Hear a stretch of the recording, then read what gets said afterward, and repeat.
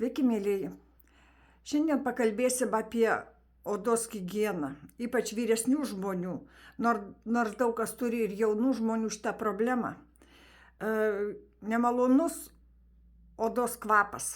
Pas vyresnius žmonės, jau senjorus, jis iš vis būna labai problematiškas, daugam tikrai nemalonus.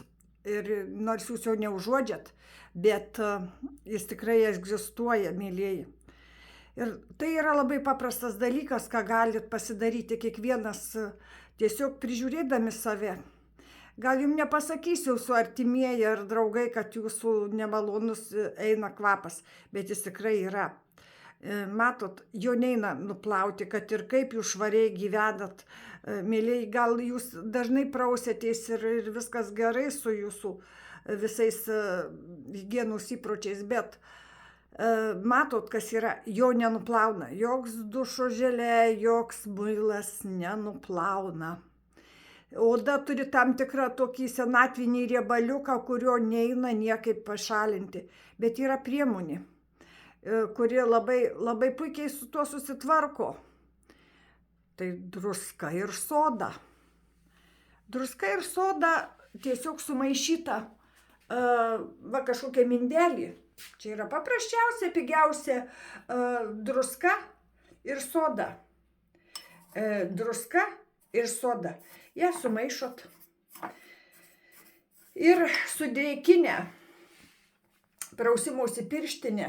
Jų yra visokiausių, jų yra tokių ir įdomesnių, ir tiesiog tradicinė tokia pirštinė, jų visokiausių. Aš turiu net pati keletą tokių ir mėgstu praustis.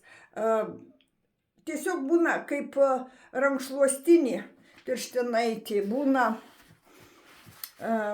tokia rupesnė, būna tokia kaip iš rankšluosčio medžiagos pirštinė.